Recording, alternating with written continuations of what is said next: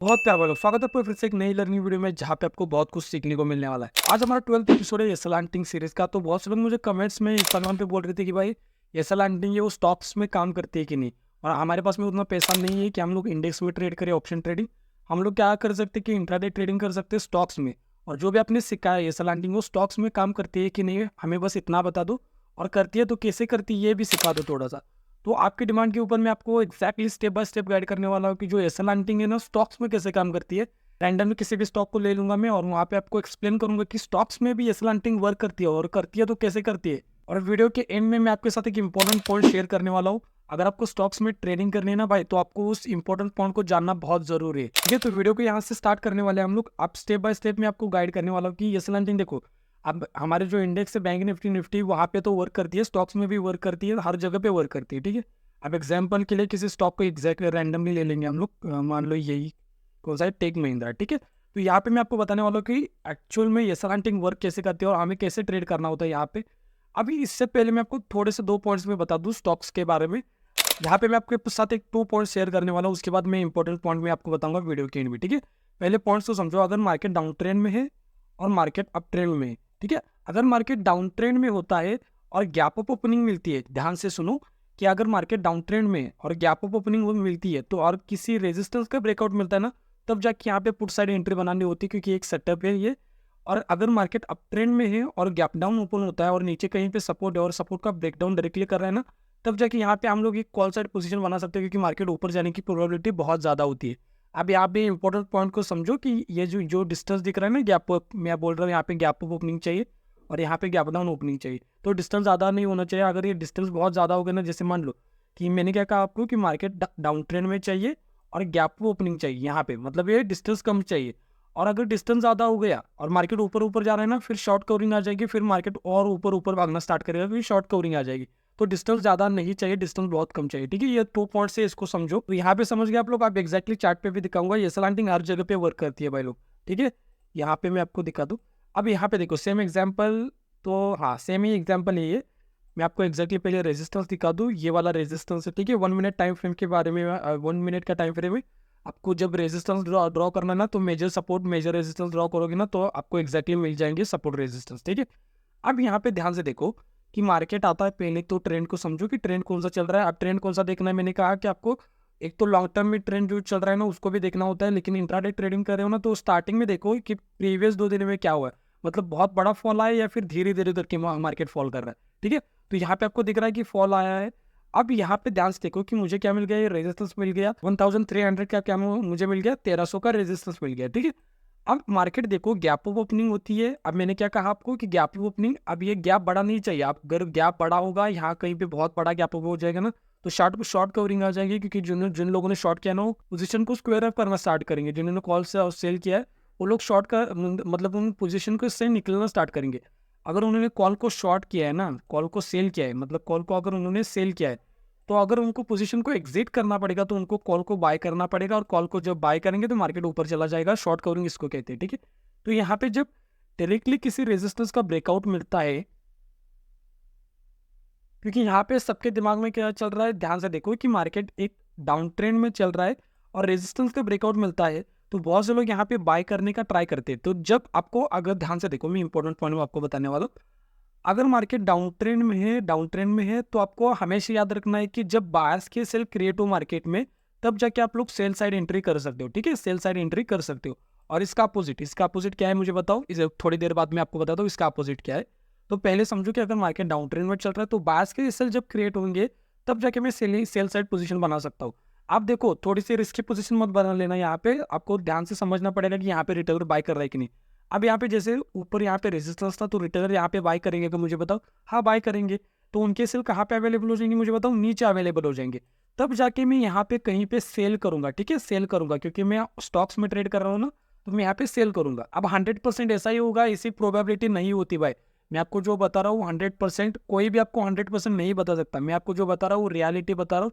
पैसा कमाना है तो हमें 5%, जो 5% क्या कैटेगरी है, 1% कैटेगरी, उनकी तरह सोचना पड़ेगा, तब जाके हम लोग पैसा कमा सकते हैं। ये नहीं कि 100% प्रॉफिट ही होगा या फिर कॉल टिप दे दो, ऐसा कुछ नहीं है भाई। जो मैं आपको बता रहा हूँ ना, रियलिटी बता रहा हूँ। ठीक है, और वो भी दिल से। तो यहाँ तक समझ गए आप लोग। यहाँ पे हमारी पुट साइड एंट्री बनती है, यहाँ पे कहीं पे सेल करना होता, क्यों? क्योंकि बायर्स के सेल अवेलेबल हो गई, क्योंकि ये फॉर्मूला एक जैसे मैं आपको कहा कि डाउन ट्रेंड में चल रहा है, बायर्स के सेल क्रिएट होने दो और फिर जाके फिर यहाँ पे बायर्स के सेल जब क्रिएट हो जाएंगे ना, तब जाके यहाँ पे हमारी पुट साइड एंट्री बनती है या फिर सेल वेव बोल सकते हो। ठीक है, अब ध्यान से देखो कि मार्केट आता है, स्टार्टिंग गैप अप ओपनिंग होती है और मार्केट आते ही जैसे मान लो ये वाला ऊपर चार्ट नहीं बना हुआ, मार्केट यहीं पर ही टाइम स्पेंड कर रहा है, यहीं पर ही टाइम स्पेंड कर रहा है। अब ये टाइम अगर ज़्यादा हो गया, ध्यान से देखो मैं आपको इंपॉर्टेंट पॉइंट बताने वाला हूँ। डाउन ट्रेंड में मार्केट चल रहा है और यहाँ पर ही रेजिस्टेंस के पास में ही यहाँ पे टाइम स्पेंड कर रहा है, तो समझ जाओ अप मूव आ सकता है। ठीक है, अगर ये टाइम ज़्यादा हुआ ना, तो ये अप मूव आने की प्रोबेबिलिटी बहुत ज़्यादा हो गई।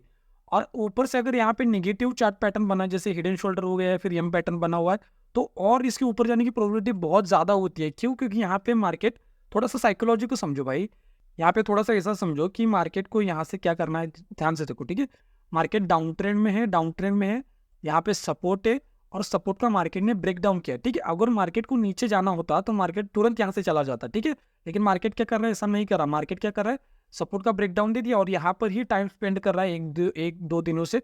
तो समझो कि मार्केट की ऊपर जाने की प्रोबेबिलिटी बहुत ज़्यादा होती है।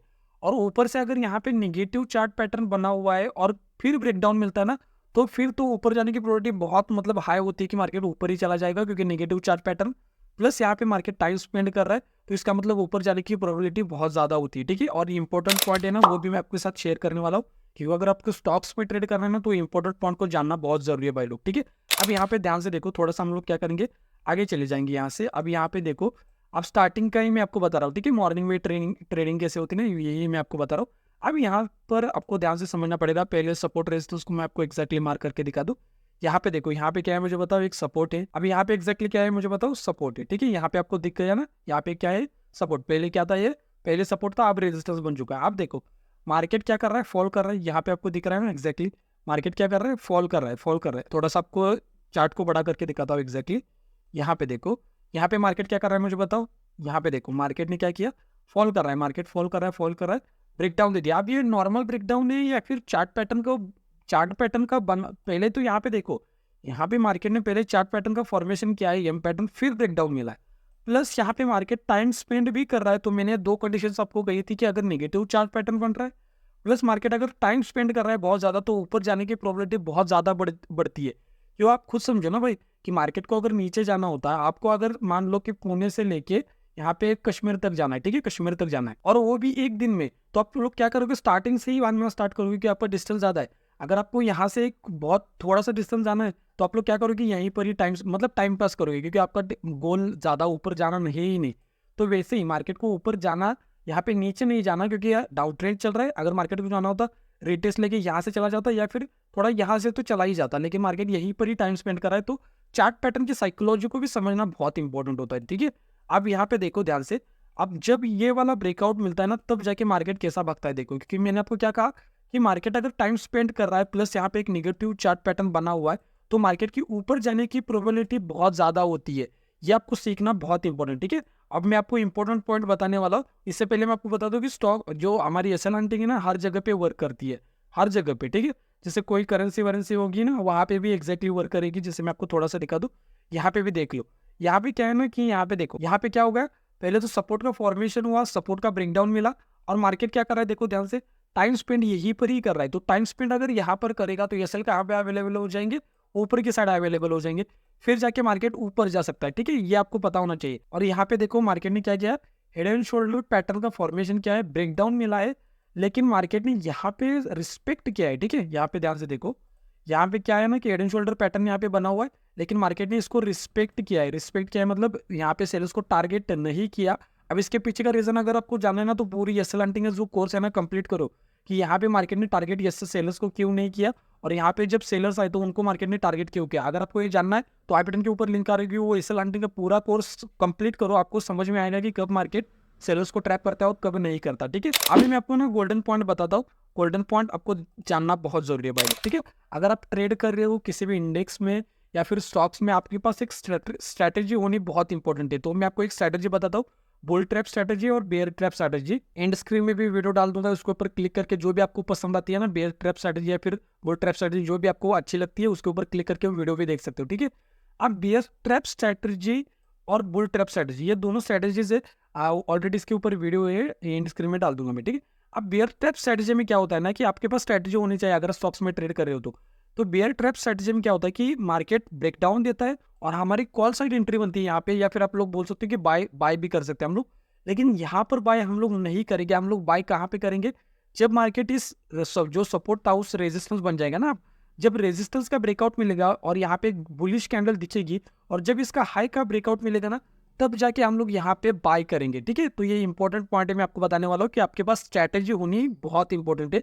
आपके हिसाब से भी थोड़ा सा इसको आप लोग ऊपर नीचे कर सकते हो, आपके हिसाब से ट्रेड मतलब आपके हिसाब से इसको आप लोग कस्टमाइज कर सकते हो, आपके हिसाब से जो भी आपको इसमें चेंजेस करने वो लोग कर सकते हो। ये मेरे हिसाब से मैं आपको बता रहा हूँ। नॉर्मली कैसे है ना कि जब सपोर्ट का ब्रेकडाउन होता है और यहाँ पे अगर बुलिश कैंडल दिख रही है तो यहाँ पे बाय कर सकते हैं। लेकिन मेरे हिसाब से मैं क्या करता हूँ ना, जब यहाँ पे रेजिस्टेंस के ऊपर क्लोजिंग मिलती है और जब इसे हाई का ब्रेकआउट मिलता है ना, तब जाके मैं बाय करता हूँ अगर मैं स्टॉक्स में ट्रेड कर रहा हूँ तो।